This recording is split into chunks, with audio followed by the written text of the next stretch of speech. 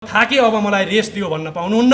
तपाईको मुटु अझै पनि 16 वर्षको छ। तपाईलाई हामीले निरन्तर 80 वर्षसम्म तपाईका घरमा आएर गाउँछौँ। तपाईले यो देशको नेतृत्व लिनुपर्छ। सुरुमै हप्काएर सुरु गर्नुभयो, एकदम सही हप्काइ थियो त्यो, त्यसलाई निरन्तरता दिनुहोस्। भोलि काउन्टर के हुन सक्छ? पार्टी खोल्न आज कार्यक्रम गरे होइन, हामी विद्वताको च्यालेन्ज दिइरहेछौँ। यदि सक्षम छ हाम्रा मञ्चमा आउनुहोस् तपाईँ छलफल गर्नको लागि। र नागरिक सचेत हुनुपर्छ। आँटा हान्न हामी सक्छौँ, बुद्धि दिन सक्छौँ, तर हामीले नै राजनीति बदलेर अब म चाहिँ टाई सुट लगाएर म मन्त्री हुन्छु भन्ने सोच्नु भएको छ भने यहाँभन्दा ठुलो मिथ्या केही पनि हुनेवाला छैन। हामी तपाईँलाई फेरि मन्त्री बनाएर तपाईँका छोराछोरी हेर्न, सुत्केरी हुँदा तपाईँलाई सहयोग गर्न, तपाईँलाई कलेजमा पढाउन हाम्रो दायित्व होइन। अब देश बनाउने जिम्मा तपाईँको हो, बनाउनुहोस्। हामीले तपाईँहरूलाई हरेक विवादास्पद विषयहरूमा सही सूचना हाम्रो दृष्टिकोणबाट प्रस्तुत गर्ने हो, ताकि तपाईँसँग क्वेसन सोध्ने क्षमताको विकास होस्। हामी त्यो भन्ने गर्छौँ। मैले धेरै कुरा भन्नुपर्ने कुराहरू अहिले सूर्यराजजीले बताउनुभयो, यो सोचको बारेमा, विकासको बारेमा, बातको बारेमा। उहाँले एक्ज्याक्टली जे भन्नुभयो मेरो सोच त्यही हो। रेटोरिक राजनीतिक एउटा गफको राजनीति गर्ने हो भने बातका कुरा हुन्छन्। तर म पनि उहाँ जस्तै अलिकति जापान, दक्षिण कोरिया र चीन, त्यसपछि सिङ्गापुर र पछिल्लो समय त बाङ्लादेश पनि को विकासको ढाँचाहरूलाई हेर्ने व्यक्ति भएको कारणले जसले समाज निर्माण गर्न खोज्छ उसले विचार त विज्ञान त डेफिनेटली हुन्छ। म विचारलाई बातभन्दा पनि विज्ञान ठान्ने गर्छु। विज्ञान त डेफिनेटली हुन्छ।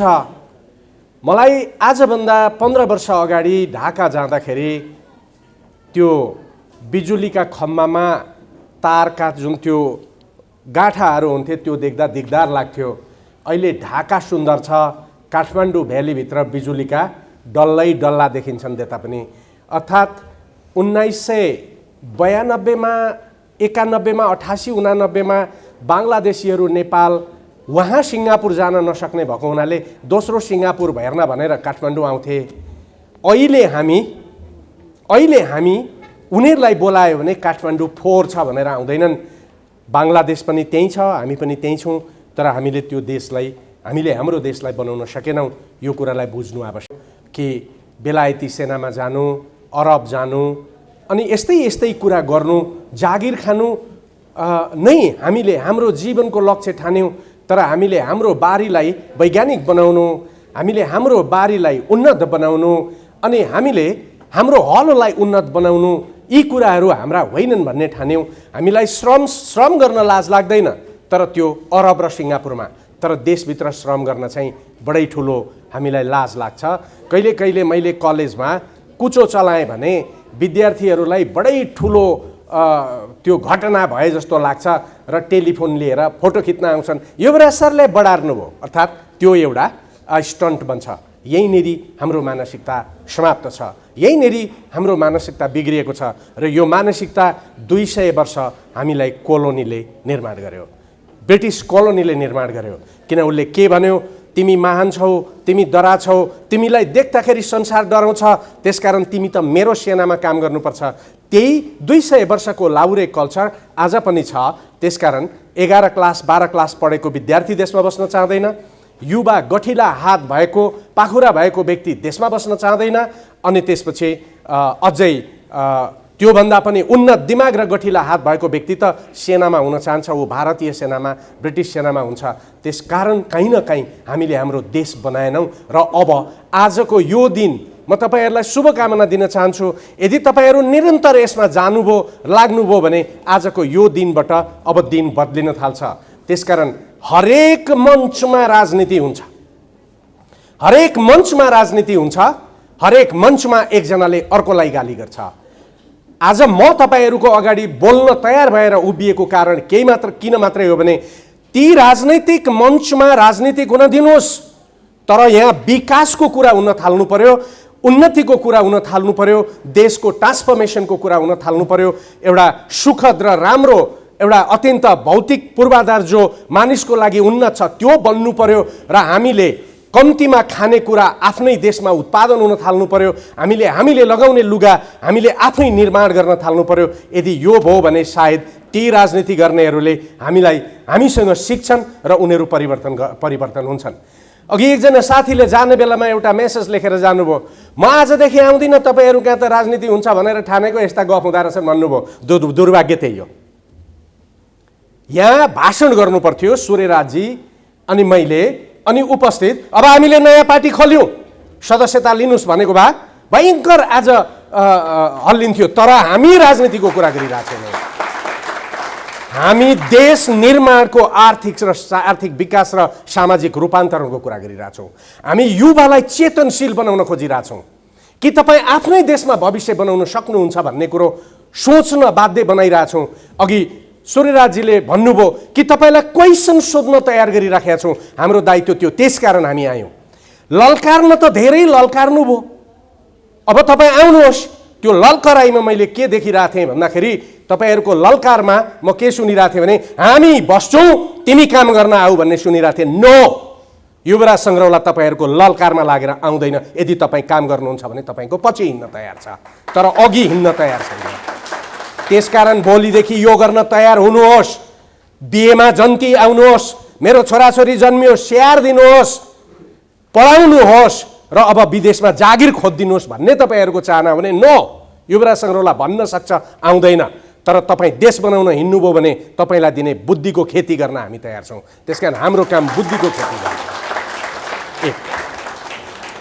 समय थोरै छ, त्यसकारण म टेलिभिजनमा मैले यो कुराहरू धेरै बोलेको छु। म आज पनि अलिकति यसलाई रिइन्फोर्स गर्न चाहन्छु। त्यो के भने सूर्य सरले भन्नुभयो यो सेल्फ सफिसियन्सीको कुरा हो कि सेल्फ रिलायन्सको कुरा हो। यो उहाँहरूसँग हामीले छलफल धेरै गऱ्यौँ। यो नामाकरण गर्ने बेलामा उहाँहरू हामीसँग छलफलमा बस्नुभयो। कृष्णजीहरू उहाँहरू लाग्नुभयो, धेरै उद्यमीहरू यो बनाउनका लागि लाग्नुभयो, धेरैजना साथीहरू यो बनाउन लाग्नुभयो। कोही केमा उद्यम गर्ने, कोही कृषिमा गर्ने। हामी उहाँहरूका फार्म पनि गएर हेऱ्यौँ र उहाँहरूसँग छलफल गर्दा हामीले पनि यही भनेका थियौँ, उत्पादन रिलायन्सको कुरा हो, उत्पादन सेल्फ सफिसियन्सीको कुरो होइन। यदि रिलायन्स बन्नका लागि हो भने तपाईँहरू सफल हुनुहुन्छ। र उहाँहरूले आज हामीलाई यहाँसम्म ल्याइपुर्याउनु भयो। यति मान्छेहरू यहाँ उपस्थित हुनुभएको छ र यहाँहरूले सुन्नु भएको छ र यस अर्थमा यो खुसीको कुरा हो। तर यो म कहाँ देख्छु भन्दाखेरि देश आज यहाँनिर पुग्दाखेरि मानिसको युवाको मानसिक एउटा अवस्थालाई थलबिथल बनाउँदाखेरि मान्छे देशको बारेमा सोच्ने होइन, विदेशको बारेमा सोच्ने र राजनीतिक पार्टीको बारेमा मात्रै सोच्ने।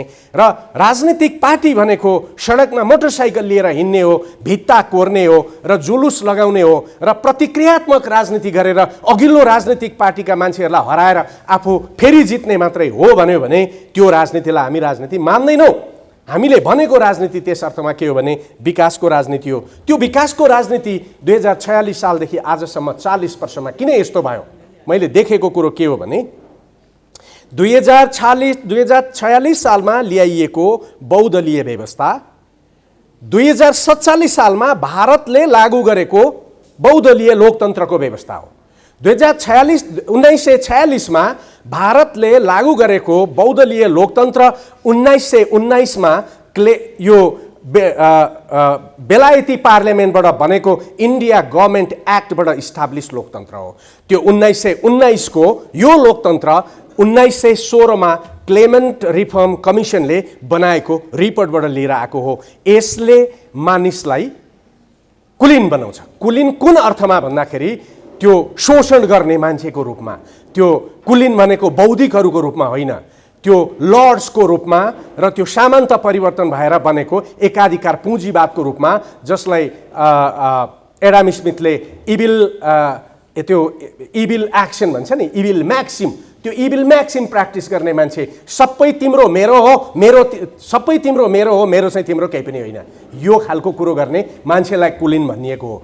यो कुलीनताले नै नेपाली काङ्ग्रेस जसले समाजवाद भन्थ्यो आज यहाँ पुर्यायो। यो त मैले भने होइन, विश्वेश्वर प्रसाद कोइरालाले भन्नुभएको थियो एक दिन सफेद लुगा लगाएकाहरूले यो बनाउनेछन्। कम्युनिस्टहरू जो जीवन छोडेर लडाइँ गरेर आए तर आज उहाँहरू पनि कुलीन बन्नुभयो। यो कुलीन बन्नुभएको प्रमाण म तपाईँहरूसँग गफमा होइन, हिजो पनि अमृतजीले एउटा कार्यक्रममा उठाउनुभयो। संविधानको दफा धारा 118 पढ्नुहोस्। संविधानको दफा धारा 118 मा सङ्घीय सञ्चित कोष भन्ने चिज छ। त्यो सङ्घीय सञ्चित कोषमा रहेको पैसाले कसलाई सेवा गर्छ? त्यसले राष्ट्रपतिलाई सेवा गर्छ, त्यसले प्रधानमन्त्रीलाई सेवा गर्छ, त्यसले सभामुखलाई सेवा गर्छ, त्यसले सदस्यहरूलाई सेवा गर्छ, मन्त्रीलाई र सांसदहरूलाई सेवा गर्छ, तर गरिबलाई सेवा गर्दैन। भनेपछि यो संविधान बनाएर आफ्नो हैसियत र आफ्नो वित्तीय एउटा सक्षमता निर्माण गर्न नसक्ने व्यक्तिहरूलाई राज्यको लगानीबाट पाल्छ भनेर संविधानमा लेख्ने सिस्टम लोकतन्त्र हुन सक्छ?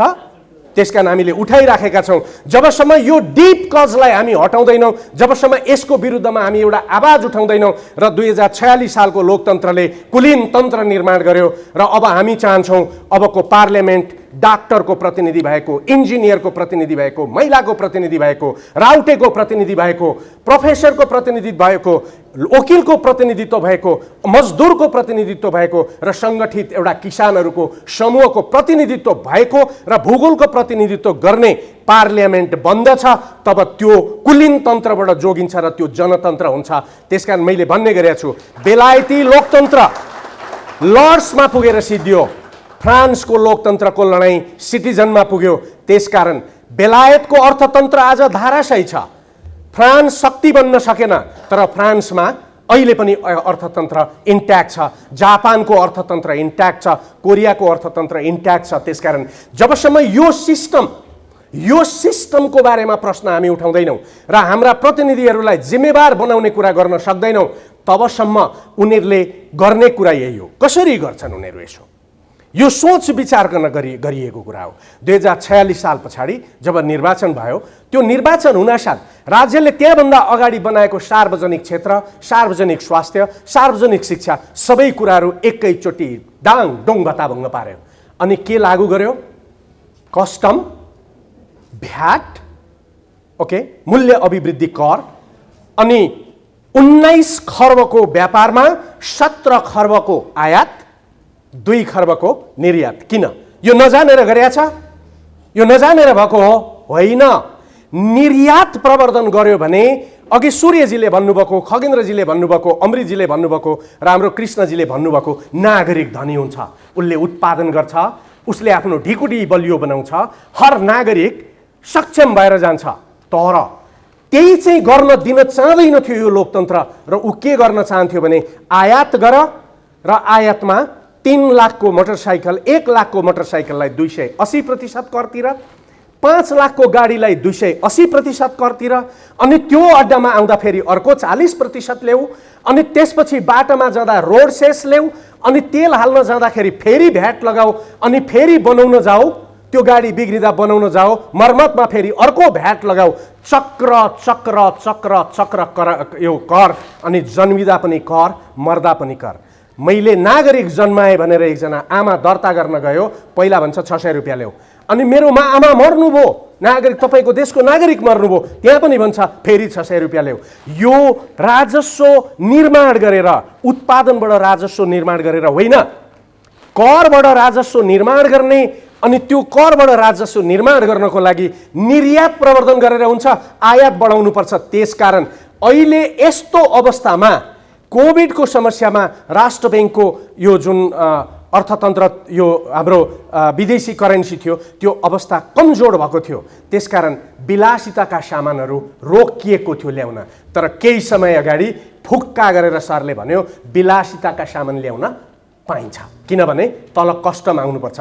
अनि कृष्णजी भन्नुहुन्छ कहाँबाट तपाईँलाई बिउ ल्याउँछ त, कहाँबाट तपाईँलाई यन्त्र ल्याउँछ त त्यो बनाउने? उसले ल्याउने त के हो?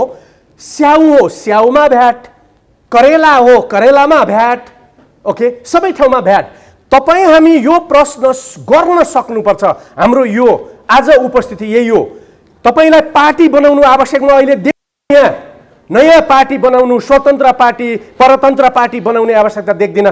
तर किन भ्याट लगाएर निर्यातलाई रोकेर आयात प्रवर्धन गर्यो भनेर सोच्ने र सोध्ने नागरिक नभएको हुनाले तपाईँ हामी शोषित छौँ। हामीले उठाएको कुरा यो हो। हेर्नुहोस्, भोलि यहाँ सूर्यजी, मैले र खगेन्द्रजीले भाषण गरेका छौँ। भोलि काउन्टर के हुनसक्छ? पार्टी खोल्न आज कार्यक्रम गरे होइन, हामी विद्वताको च्यालेन्ज दिइरहेछौँ। यदि सक्षम छ हाम्रा मञ्चमा आउनुहोस् तपाईँ छलफल गर्नको लागि। र नागरिक सचेत हुनुपर्छ। धेरै साथी भन्नुभयो तपाईँ हामी मूर्ख भएका कारणले उनीहरूले शासित गरिराखेका छन्। तपाईँ हामी प्रश्न गर्दैनौँ, एउटाका पछाडि जान्छौँ र इन्ड्युस डेभलपमेन्टको कन्सेप्ट, एउटा कुटप्रेरित विकासको अगाडि ल्याउँछौँ। त्यसकारण त्यो दोस्रो कुरो, त्यसको विरुद्धमा प्रतिक्रियात्मक राजनीति गर्ने हो कि रचना? त्यसकारण हामी चाहन्छौँ आज यो अभियान आवश्यक छ। यो हो रचना। हामीले यसलाई देशभरि पुर्याउन सक्यौँ र जनतालाई क्वेसन बनायौँ भने म तपाईँहरूलाई यो आह्वान गर्न चाहन्छु। दोस्रो कुरो, जबसम्म अर्थतन्त्र विकास हुँदैन, म 2-3 मिनटमा सिद्ध्याउँछु, जबसम्म अर्थतन्त्रको राम्रो विकास हुन सक्दैन, राष्ट्रिय स्वतन्त्रताको सुरक्षा हुन सक्दैन। जति बेला हामी मगधमा कागज बेच्थ्यौँ, जति बेला हामी मगधमा ऊन बेच्थ्यौँ र जति बेला मुद्रा बेच्थ्यौँ, नेपालको अर्थतन्त्र धनी थियो। नेपालका मन्दिरहरू बने त्यति बेला, नेपालमा इटा ओछ्याइएका सडकहरू बने त्यति बेला, देशभरि त्यति बेला नरेन्द्र देवले देशलाई एकीकरण गरे। उनले आसामको ब्रह्मपुत्र नदीसम्म सिमाना पुर्याए, उनले गङ्गाको मास्तिरसम्म सिमाना पुर्याए र काश्मीरसम्म पुर्याए। यदि तपाईँलाई विश्वास लाग्दैन भने चिनिया एम्बेसीलाई भनेर माग्नुहोस्, ताङ डाइनेस्टीमा नेपालको बारेमा लेखिएको रिपोर्ट 7औं शताब्दीको, त्यहाँ नेपालको यो आधिकारिक नक्सा छ र 11औं शताब्दीमा युएन डाइनेस्टीले पनि नेपालको यही नक्सा प्रयोग गरेको छ। भनेपछि नेपाल त्यत्रो थियो। किन थियो? अर्थतन्त्र दह्रो थियो। त्यही कारण मगधका राजाले लिच्छवी राजकुमारी बिहे गरेका थियो। त्यति बेलाको चलन के थियो भन्दाखेरि पावरफुल राष्ट्रको छोरी बिहे गरेर ल्याउने, किनभने त्यसले लडाइँ हुँदैन थियो। अनि नेपाल कमजोर भएदेखि नेपालका राजाको छोरी मगधका सम्राटले बिहे गर्थ्यो होला र? तपाईँ गएर अलाहाबादमा हेर्नुहोस्, त्यो ढुङ्गामा लेखिएको छ, उत्तरतिर एउटा शक्तिशाली देश छ, त्यो नेपाल त्यति बेला लेखिएको छ। ओके, त्यहाँ लेखिएको छ। अनि त्यसपछि समुद्रगुप्तको रिक्वेस्ट थियो त्यति बेला नेपालका राजालाई। उनको रिक्वेस्ट के थियो भने चीनसँग हाम्रो पनि सम्बन्ध बनाइदेऊ। र नेपाल त्यति बेला चीन र भारतलाई जोड्थ्यो, शक्तिशाली राष्ट्र थियो। आज हामी तन्नम गरिब छौँ। तपाईँ हामी अब त रक्सोल छिर्दाखेरि हामीलाई त्यो के भन्छ डिसइन्फेक्टेन्ट छरेर उता आइज भनेर भन्छ। तपाईँ हामी थाइल्यान्डको एयरपोर्टमा पुग्यौँ भने हामीलाई भित्र छिर्न दिँदैन, चीन गयौँ भने 10 दिन थुनेर राख्छ अनि त्यसपछि जान्छ। किन? हामी गरिब भयौँ। त्यसकारण गरिबमा भागेर विदेश गएर देश बनाउन सकिँदैन। हामी धनी बन्नुपर्छ। हामी धन्नुभन्न आफ्नो घरको अर्थतन्त्र निर्माण गर्नुपर्छ। अनि जब जनता धनी हुन्छ, देश धनी हुन्छ। यदि यो कुरो सोध्दैनौँ भने हामी केही पनि गर्न सक्दैनौँ। त्यसैले इतिहासको संरक्षण गर्न सकिँदैन गरिब देशबाट। यदि अर्थतन्त्र हामीले राम्रो बनाउन सकेनौँ भने हामीले हाम्रो राष्ट्रिय स्वतन्त्रता र राष्ट्रिय सुरक्षा जोगाउन पनि सक्दैनौँ। दोस्रो कुरो, लास्ट कुरो म तपाईँहरूलाई भन्न चाहन्छु, केही कुरा हामीले गर्नु आवश्यक छ। राष्ट्र अब उत्पादन र निर्यातको अर्थतन्त्रको ढाँचामा जानुपर्छ।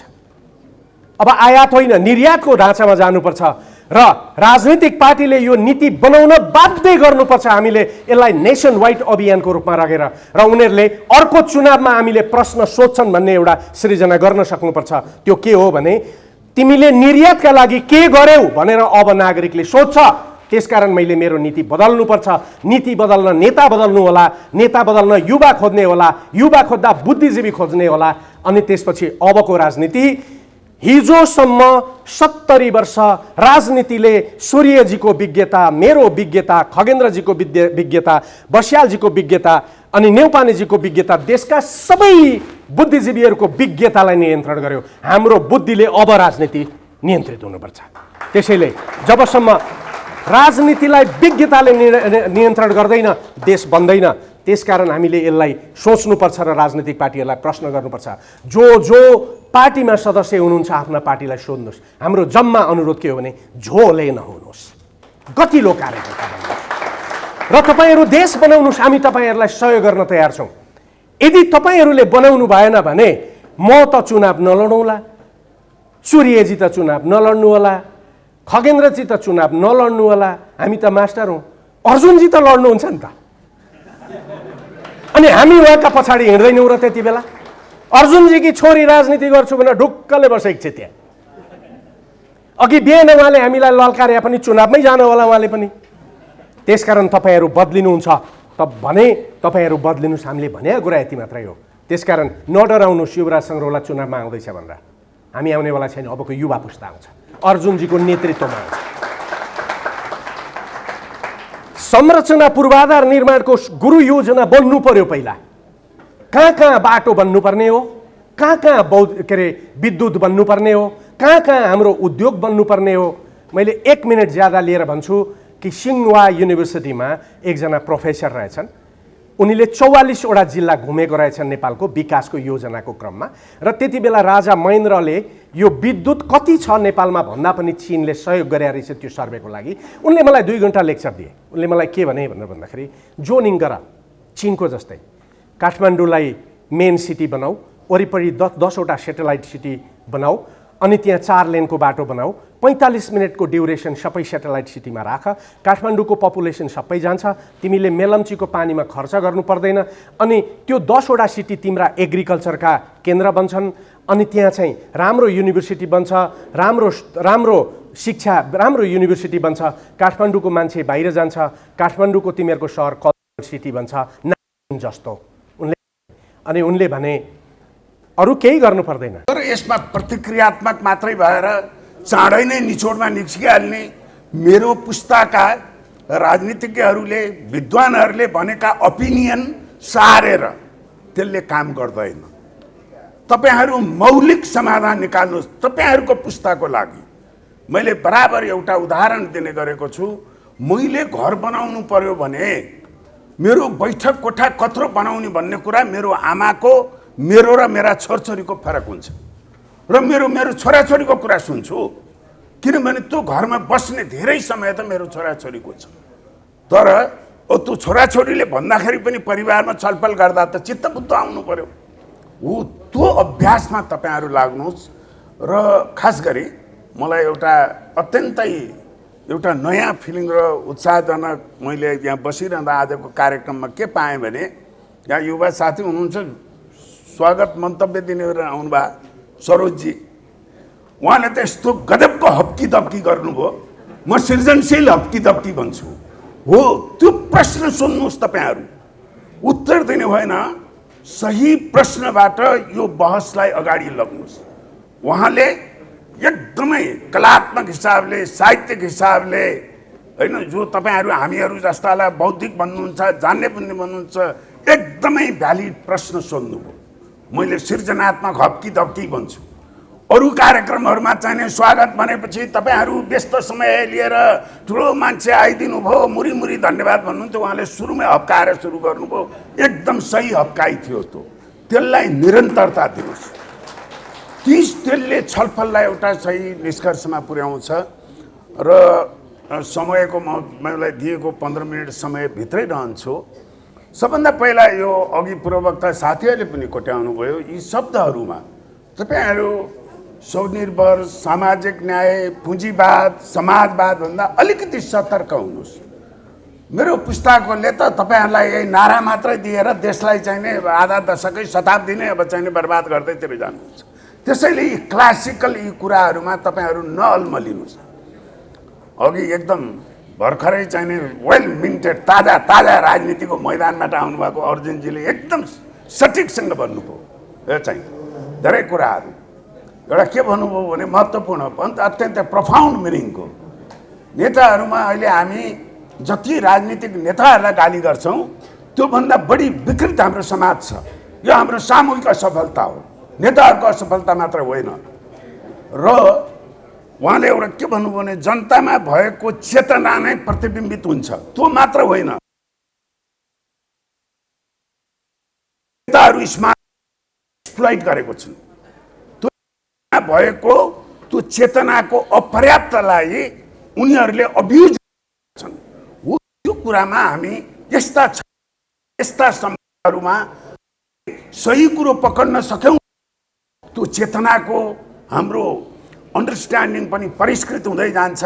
र एउटा कुरा के मानौँ भने हामीले जतिसुकै गाली गरे पनि अहिले जुन नेताहरू शीर्ष तहमा छन् उनीहरू मूर्ख होइनन्, स्मार्ट भएरै पुगेका हुन्। अहिले पनि भोट ल्याए त, त्यो चाहिँ त्यसलाई चिर्नको लागि क्रियात्मक मात्रै भएर हुँदैन। म फेरि तपाईँहरूलाई खास गरी युवा साथीहरूलाई म भन्न चाहन्छु, प्रतिक्रियात्मक मेरो ओपिनियन नसुन्नुहोस्,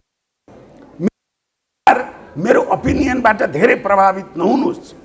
तपाईँहरू आफ्नै ओपिनियन बनाउनुहोस्। म त मेरो दृष्टिकोण छ, समाजलाई हेर्ने मेरो पुस्ताको, मेरो अनुभवको मेरो छुट्टै छ। त्यसबाट तपाईँहरूले सूचना लिनुहोस्, मेरो कुरामा प्रश्न गर्नुहोस्, बहस गरौँ, त्यसबाट निकाल्ने हो।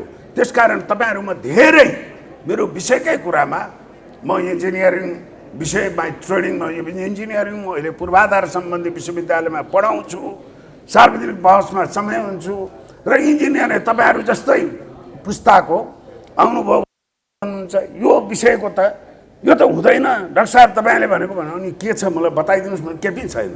म अर्काको सुने, तपाईँको आधारभूत ज्ञान त्यसको पढेको लेखेको सूचना छैन। अनि अर्काको ओपिनियन सुनेर जसलाई हामी एक्टिभिजम भन्छौँ, एक्टिभिजमबाट सतर्क हुनुहोस्। यो पनि अभियान भनेको पनि एक्टिभिजमको पार्ट हो। त्यो एक्टिभिजममा सारभूत कुरा भयो भने त्यो परसम्म जान्छ। त्यो एक्टिभिजममा इमोसन, प्रतिक्रिया, कुण्ठा त्यो मात्र त्यो कहीँ पनि पुग्दैन यसलाई चाहिँ। त्यसैले तपाईँहरूको जुन ऊर्जा छ, मेरो चिन्ता के मात्र हो भने तपाईँहरूको यो हलमा देखिएको ऊर्जा, तपाईँहरूको एउटा समाजप्रतिको प्रतिबद्धता, यो राष्ट्रको भविष्यप्रतिको चिन्ता, त्यो क्षणिक एउटा आवेश र भावना र चाहिँ इमोसनमा मात्रै नटुङ्गियोस्, त्यो एउटा साटो ठाउँमा होस् भन्ने मेरो एउटा आग्रह हो पहिला। अब यसमा यो जुन स्वनिर्भर भन्ने छ, अघि पनि कुरा आयो, थोरै सतर्क के हुनुहोस् भने अङ्ग्रेजीमा, अब नेपालीमा त यो स्वनिर्भर आत्मनिर्भर के भन्छौँ, अङ्ग्रेजीमा सेल्फ सफिसियन्सी र सेल्फ रिलायन्ट भन्छ। सेल्फ सफिसियन्सी भनेको नेगेटिभ कन्नोटेसन लिन्छ। हामीले युज गर्ने 100% म नेपालमै बनाएर हुन्छु भने इम्पोसिबल। त्यो तपाईँ जोगी हुनुभयो भने पनि सम्भव छैन, पशुपतिको जोगीको लागि पनि छैन। हुने के हो, सेल्फ रिलायन्ट भनेको हामी हाम्रो जनजीवन, हाम्रो जीवन, हाम्रो राष्ट्र, हाम्रो समाज र हाम्रो जीविकापार्जनमा खटनपटन हाम्रै हुन्छ भन्ने हो। त्यसमा जाउँ, खटनपटनको कुरा इम्पोर्टेन्ट कुरा हो। चाहे त्यो अपरेसनल लेभलमा भन्नुहोस्, चाहे पोलिसी लेभलमा भन्नुहोस्, चाहे राजनीतिमा भन्नुहोस्, चाहे अन्तर्राष्ट्रिय सम्बन्धमा भन्नुहोस्, हो त्यो सेल्फ रिलायन्ट जुन अङ्ग्रेजीमा भन्छ। त्यसको लागि के हो भने तपाईँ अर्थशास्त्रीय एउटा हिसाबबाटै भन्नुहुन्छ भने लगभग 80 देखि 90% कुनै पनि समाज ऊ चाहिँ आफैमा निर्भर हुन सक्छ। 10 देखि 20% मात्रै हामी चाहिँ अरूको इकोनोमीमा, अर्काको प्रविधिमा हामी निर्भर हुनुपर्छ। त्यो अस्वाभाविक होइन। अब त्यसलाई हुँदा के हुनु पर्यो भने त्यो 10% 20% हामीले अरूबाट किन्नुपर्ने कुरो हामीले 20% बेच्ने पनि बनाउनु पर्यो। त्यो सेल्फ रिलायन्ट हो। हाम्रो बहस, अर्थ राजनीतिको बहस, अर्थशास्त्रीय बहस त्यतातिर चाहिने जानुपर्छ, न कि भावनामा होइन। हामी त हाम्रो गौरवमय इतिहास छ, संस्कृति छ त छ, तर त्यसैको आदर्शवादमा हामी बहक्यौँ भने त्यो दिगो हुँदैन। यथार्थवादमा जाउँ। तपाईँले यो मोबाइलको पहिला स्क्रिन टच टेक्नोलोजी एप्पल भन्ने, आइफोन भन्ने जुन हुन्छ उसले निकाल्यो। स्टिभ जब्स भन्ने एउटा ग्रेट म्यान बिते उनले चाहिँ यो मोबाइल चाहिँ धेरै मान्छेका छोराछोरी बुहारी चाहिँ विदेशमा भए, अब त फोन मात्र होइन महँगो भयो, यो भिडियो हेरेर बनाउने एउटा यन्त्र बनाऊ भनेर बडो लोक कल्याणकारी उसबाट बन्या होइन, नाफा गर्नै हो। यो पुँजीवादको उत्पादन हो।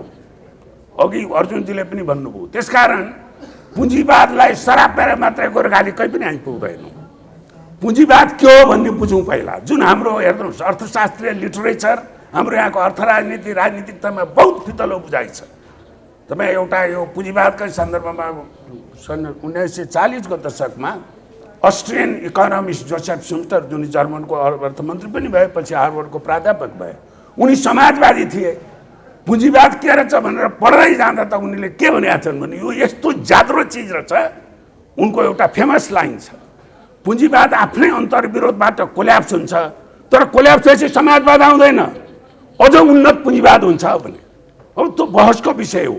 त्यसैले म तपाईँहरूलाई युवा साथीहरूलाई खास गरी एउटा के हो भने अहिलेका यी हाम्रा परम्परावादी वादहरू, पुँजीवाद, समाजवाद, साम्यवाद, यी सबै संसारका विश्व अर्थ राजनीतिमा हेर्नुभयो भने नयाँ एउटा विचार आउँदैछ। 21st सेन्चुरी 21औं शताब्दीको तपाईँहरूको पुस्तालाई लिड गर्ने सबै कुराहरू ओपन छन्। त्यसैले कुनै एउटा वाद आदर्शवाद यसमा तपाईँहरू नअल्झिनुहोस्। मूल कुरो यथार्थमा टेकेर यो देश, यो मुलुक स्रोत साधन भएको देशलाई हामी कसरी सेल्फ रिलायन्ट हुन सक्छौँ भन्ने त्यो महत्त्वपूर्ण कुरा छ, जुन हाम्रो राजनीतिक तहमा हरेक तहमा हाम्रो परनिर्भरता नै हाम्रो चाहिने एउटै मात्र बाटो हो भन्ने हीनताबोध, एउटा तपाईँ राष्ट्रहितको कुराहरू त धेरै कुराहरू आइसके, म भन्न चाहन्न। र अन्तिममा मेरो 2-3 मिनट बाँकी छ, मेरो घडीले देखायो कि मलाई दिनुभएको यो विषय थोरै मात्रै पर्यो, यो भौतिक विकास के भन्नेमा। अब सबभन्दा त पहिला तपाईँहरूको यो पुस्तिकामा पनि भौतिक विकासको केही पनि रहन्छ, यहीबाट नेग्लेक्ट गर्न थाल्नुभएछ तपाईँहरूले। यो आत्मनिर्भर भौतिक विकास, जहाँ कि विकासशील देशको आर्थिक सामाजिक रूपान्तरणको सबभन्दा महत्त्वपूर्ण मुद्दा भौतिक विकास हो। म इन्जिनियर भएर भने होइन, तपाईँले जुन दोस्रो विश्वयुद्ध पछिका पूर्वी एसियाका देश जापान, कोरिया, ताइवान, अहिले चीन, मलेसिया, थाइल्यान्ड हेर्नुभयो भने उनीहरूको 3वटा एजेन्डा भन्नु भने एउटा प्रमुख एजेन्डा इन्फ्रास्ट्रक्चर हो, भौतिक विकासमा हो, र त्यसमा आत्मनिर्भर स्वनिर्भर हुने, आफै कसरी गर्ने। अब यहाँ भौतिक विकास र स्वनिर्भर अत्यन्तै महत्त्वपूर्ण यो कुरा हो। तपाईँहरूलाई इन्ट्रेस्ट भयो भने छुट्टै अर्को सेसन गरौँला। अब यो मैले सार्वजनिक बहसमा पनि भन्दै आएको कुरा के हो भने हामीले यहाँ 100 अरबको एउटा प्रोजेक्ट भनेको ठुलो प्रोजेक्ट होइन। अब 100 अरबको प्रोजेक्ट बनाउनु पर्ने भयो भने हाम्रो राज्य सत्तामा बसेका, योजना आयोगमा प्लानिङ कमिसनमा बसेकाले के सोच्नुहुन्छ भने कुन दातालाई बोलाउने, अनि त्यो 100 अरबको प्रोजेक्ट ल्याएपछि कतिवटा गाडी टोयोटा आफू चढ्ने किन्ने, विदेश जान पाइँदैन, त्यहाँबाट सुरु हुन्छ। हुनुपर्ने के हो, 100 अरबको एउटा पूर्वाधार आयोजना, इन्जिनियरिङ आयोजना बनाउने हो भने त्यो 100 अरब मध्येको हामीले गर्न सक्ने काम कति हो? 80 अरब 90 अरबको आयोजनामा गर्ने काम त के हो? अहिले फास्ट ट्र्याक भन्ने प्रोजेक्ट छ, पहाड खन्ने हो, रिटेनिङ वाल लाउने हो, पुलेसो बनाउने हो, बाटो पिच गरिरहेकै काम हो नि हामी नेपाली इन्जिनियरहरूले, नेपाली निर्माण व्यवसायीहरूले गर्न नसक्ने काम हो र त्यो। तर पहिले के गर्यो, हाम्रो मानसिकता के छ, यो गर्न सक्दैनौँ, विदेशी चाहियो, लोन चाहियो, ग्रान्ट चाहियो, अनि आफू विदेश भ्रमण गर्नु पर्यो। त्यसैले तपाईँहरूको पुस्ताले कोही इन्जिनियर साथीहरू हुनुहुन्छ भने पनि यो सबभन्दा ठुलो अनुसन्धानको विषय, राष्ट्रिय छलफलको विषय के हो भने सबैभन्दा पहिला हो अघि कृषिको कुरा आयो। हामी कृषिमा हामी स्वनिर्भर हुन सक्छौँ, हामीलाई खाना पुग्ने कृषि उत्पादन मजासँग गर्न सक्छौँ, तर त्यसको कुरा त्यो कृषिको खेतमा काम गर्ने मेरा छोरछोरी त मेरो बा किसान हुनुहुन्थ्यो, म किसानकै उसमा स्कुल परिन्जेल गरेँ, तर सरी मेरो छोराछोरीले जाऊ भन्यो भने भन्दैनन्। यहाँ आयो भने तपाईँहरू जस्तो ताली बजाउँछन्, बडो चाहिने कृषिको कुरा आयो भने ताली त बजाउँछन्। लो त्यहाँ हजुरबाको उसमा त्यहाँ चाहिँ छ कुरा गरौँ न भन्यो भने कहाँ यो क्या कुरा गरे भन्छन्। हो यथार्थवाद भने त्यो कृषिलाई अहिलेको नयाँ पुस्ताले तपाईहरू कृषिमा इन्भल्भ हुने, त्यसको संरचना के हो, टेक्नोलोजी के हो, नीति कस्तो चाहियो, अब त्यो कुराको अध्ययन अनुसन्धान गर्नुहोस्। अहिले कृषिका हेर्नुहोस्, हाम्रो पार्लियामेन्टदेखि नेताहरूको चुनावमा जुन कृषिका कुराहरू छन्, मैले यति भन्न चाहेँ, हामीले कृषिको यहाँको समस्या पुँजीवादलाई गाली गरेर हुँदैन, दलाल पुँजीवाद समस्या होइन कृषिको, जान्नुहोस् तपाईँहरू। यहाँ चाहिँ हामीले WTO-मा जाँदाखेरि कृषिको कुनै कुरा गरौँ, यहाँ युवराज सर हुनुहुन्छ हो, यी कुराहरू नीतिगत कुरादेखि तलसम्मको त्यो हरेक क्षेत्रमा हामीले तपाईँहरूको पुस्ताले एउटा इनोभेसन गर्ने, नवीनतम सोच ल्याउने, नीतिगत तहमा, अपरेसन तहमा, प्र्याक्टिकली उत्पादनको तहमा पर्याप्त त्यसमा ठाउँहरू छन्। र खास गरी अब यो म पुनः भौतिक पूर्वाधारकोमा आए, हामीले सेल्फ रिलायन्ट हुने, हामी आफैले यहाँको भौतिक पूर्वाधार निर्माण सिभिल इन्जिनियरिङ भनेको मैले बराबर भन्ने गरेको जो रकेट साइन्स होइन। गर्नुहोस्, अन्तमा यो गएछ 1 मिनट है त। जानु तपाईँहरूलाई एउटा ऐतिहासिक सानो सन्दर्भ भनौँ। पूर्वाधारमा हामी कहाँ भइरहेको बहस र यो हाम्रो 7 सालको क्रान्ति जस्तै जापानमा 1868 मेजी क्रान्ति भयो। त्यसपछि उनीहरूले जापानको मोडर्नाइजेसनको लागि, आधुनिक जापान निर्माण गर्नको लागि त्यतिखेरको राजनीतिज्ञहरूले के भने रेलवे निर्माण गर्ने। रेलवे जापानीले देखेको पनि थिएनन्, बनाउने त कुरै छोड्नुहोस्। त्यसको लागि उनीहरूले 25 किलोमिटर रेलवे बनाउने निर्णय गरे। त्यो चाहिँ 100% उनीहरूले केही पनि सकेनन्। 100% त्यसको प्रविधि, जनशक्ति, त्यो गिटी पटरी रेलवे सबै बेलायतबाट ल्याउने भए। ऋणमा अनुदान होइन, ऋणको ब्याज दर कति भन्नु भने 12%। सुन्नुहोस्, 12% ऋण ल्याएर 25 किलोमिटर पहिलो लाइन बनायो। अब हाम्रो यहाँ चाहिँ ऋण लिएर पूर्वाधार बनाउने भन्यो भने हाम्रो त सोच के छ भने त्यो ऋण लिएको पैसाले अघि नै मैले तपाईँलाई भने कसरी विदेश भ्रमण गर्ने, कसरी ठट्टापट्टामा कमिसन लिने, त्यही छ। तर जापानिजहरूले के गरे भने त्यो ऋण लिएर 25 किलोमिटरको त्यो रेलवे बनाउने आयोजनालाई नै एउटा सिक्ने पाठशाला बनाए र अर्को रेलवे लाइनमा 80% आफैले गरे। त्यसपछि 100% भयो। तपाईँ अहिले संसारको सबभन्दा राम्रो स्टिल कम्पनी फलाम कम्पनी कोबे स्टिल जापानमा छ, त्यो रेलवे लिक बनाउनको लागि गरेका थिए। भनेको त्यो आत्मविश्वास, त्यो राजनीतिक इच्छा शक्ति, त्यो स्ट्राटेजी, त्यो प्रविधि रूपान्तरण गर्ने। त्यसपछि त जापानको बुलेट ट्रेन बनाएको जापान रेलवे टेक्नोलोजीमा संसारमै अगाडि गयो हो। त्यो कुरा हाम्रो सोच खोइ। अहिले थानकोटमा जापानिजहरूले टनेल बनाउँदैछन्। तपाईँहरू सुन्नुहोस्, त्यो टनेल बनाएपछि त्यो टनेलको मेन्टेनेन्स गर्ने हामीसँग जनशक्ति छ? छैन, सोचै छैन। त्यो एउटा टनेल बनाएपछि अर्को हामी नै बनाउने भनेर त्यही जापानिज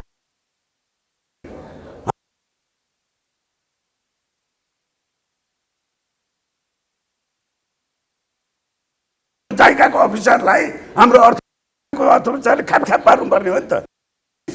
त्यसैले यो कुरा, यो जुन स्वनिर्भर र पूर्वाधार विकास अत्यन्तै भौतिक विकास अत्यन्तै जोडिएका विषय हुन् र त्यसलाई यो म पुनः यहाँ साथीहरूलाई, युवा साथीहरूलाई, आयोजक साथीहरूलाई के अनुरोध गर्न चाहन्छु भने यो संवादलाई यहीँ नरोक्नुहोस्। यसका बहुआयामिक पक्षहरू छन्, यसका प्राज्ञिक पक्षहरू छन्, नीतिगत पक्षहरू छन्, राजनीतिक पक्षहरू छन्, प्राविधिक पक्षहरू छन्। यी सबैलाई समेटेर यो खालि तपाईँहरूलाई हाम्रा यहाँ युट्युबमा लोड हुँदाखेरि ओहो फेरि चाहिने उग्र राष्ट्रवादीहरू जम्मा भएर हावादारी कुरा गरेछन् भन्ने सन्देश नजाओस्। यो साँच्चीकै एउटा विहङ्गम हिसाबले एउटा राष्ट्रप्रतिको प्रतिबद्धता, यो देशप्रतिको माया र यस्ता नीतिगत मुद्दाहरूको भुइँमा पुगेर जाने युवा साथीहरूले संवाद गरेछन् भन्ने तपाईँहरूले त्यो सन्देश दिनलाई सफलता मिलोस्, यसको निरन्तरता होस्। फेरि मलाई मौका दिनुभयो, म धन्यवाद दिन चाहन्छु, बिदा हुन चाहन्छु। धन्यवाद, थ्याङ्क यू।